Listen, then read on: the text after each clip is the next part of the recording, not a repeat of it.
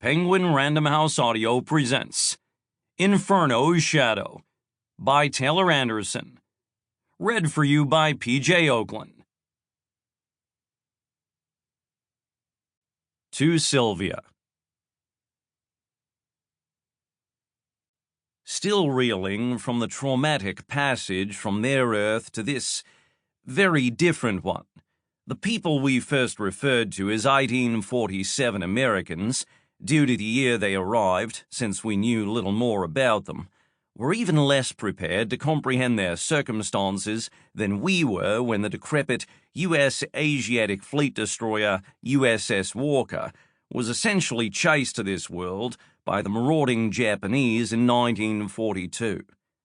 Still, in surprisingly short order, Lewis Cayce, formerly of the 3rd U.S. Artillery, consolidated all the surviving artillerymen, infantrymen, dragoons, mounted rifles, and a handful of Texas Rangers, even a few Mexicans who'd been unluckily nearby on shore, from 3 appalling shipwrecks.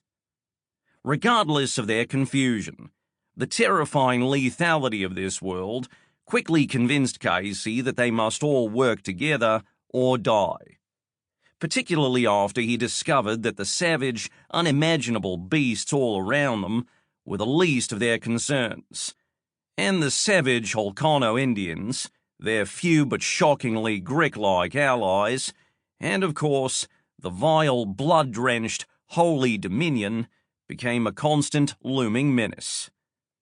In less than a year, Lewis Cayce and his capable companions had united various city-states on the oddly shaped Yucatan Peninsula against the Dominion and its Holcano proxies, built and trained an army, and repulsed a Dom army at the Battle of the Washboard.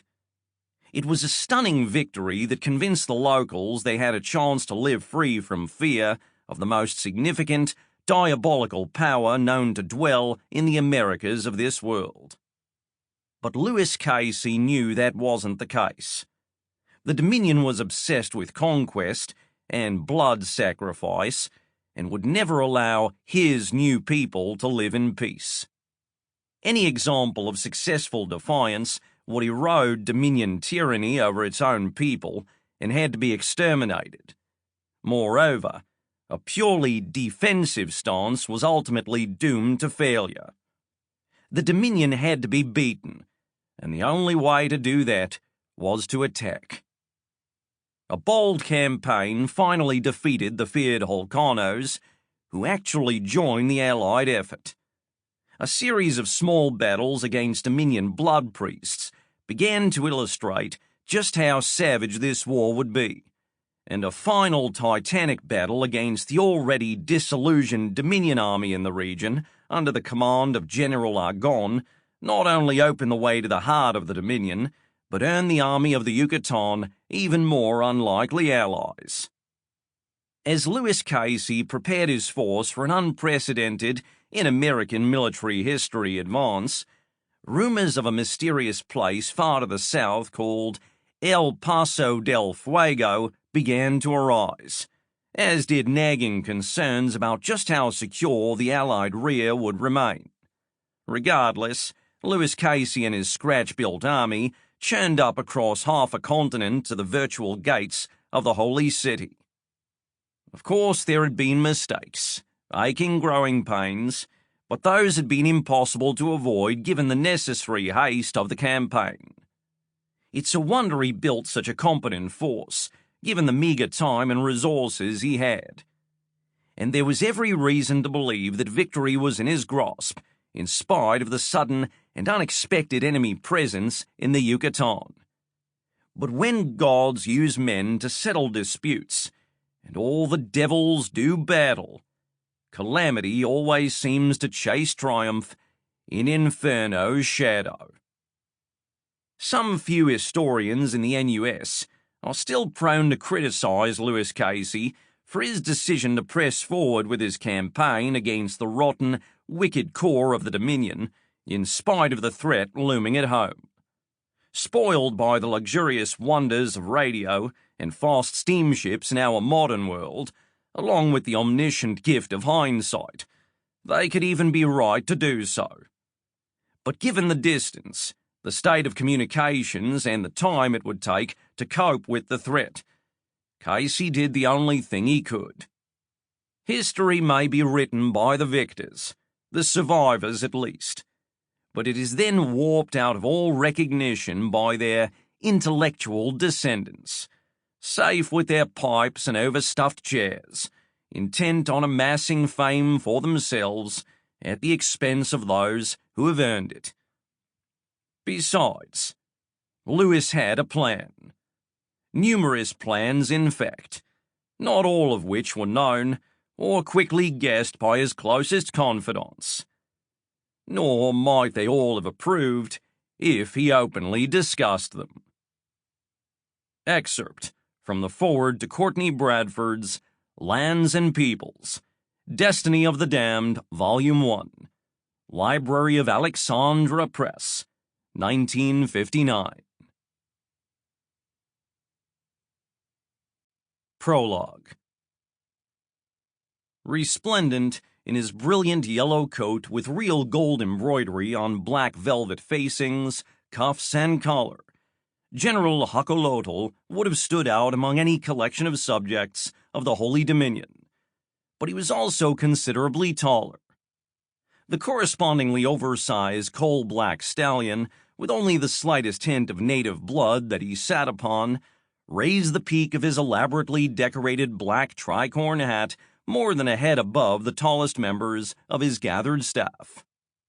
All but a few of the unreasonably arrogant blood priests attending his supposed chief advisor and the newly appointed Patriarca de la Guerra, Don Tiago de Feliz Rio, were also on horseback atop the rocky outcrop overlooking the Camino de los Californias some distance below. None were gazing at the road, however, or the seemingly endless military encampment sprawling from near the base of the bluff they occupied, across a wide plain, and down to the Pacific seashore more than half a legua away. It was even longer than it was wide, and Xochitl reckoned his army's camp occupied sufficient space to rival that within the walls of the holy city itself, down in the Great Valley of Mexico. At the moment, however, he and the rest were watching a colorful, but otherwise hideous, in his view, messenger dragon vigorously flapping its wings to power its way off the ground near his command section at the center of camp.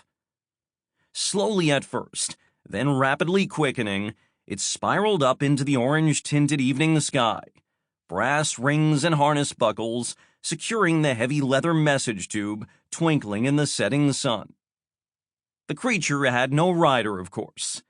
Even if it would tolerate one without eating him, it was much too small, barely larger than a man itself. Bigger dragons of all shapes and sizes were ubiquitous on this world, and a few of the purely terrestrial variety had even been domesticated to a degree. As far as Xochitl knew, no one had ever been foolish enough to try to tame the larger flying sort. The smaller ones were hard enough to work with. Vicious and capricious, always hungry and cunningly waiting for a chance to eat their handlers, they were otherwise far too stupid or simply uncooperative to learn the most basic verbal instructions. They apparently relied entirely on an uncanny memory for places they'd been and flew there based on colored pennants they were shown that somehow corresponded to their destination in their minds. Their motivation was simplicity itself. Once they arrived where they were supposed to go, they'd be fed to repletion. Useful beasts, Xochitl conceded, though certainly unpleasant to associate with. He snorted. Not that he, the overall commander of the Gran Cruzada, the greatest host ever assembled on this world, personally dealt with them. That was the job of the dragon monks, and just as well. He was afraid of no man, but dragons weren't men, were they? More properly, demons, he suspected, disliking the very notion of the vicious-looking things swooping down unannounced in among his troops. Sample complete. Ready to continue?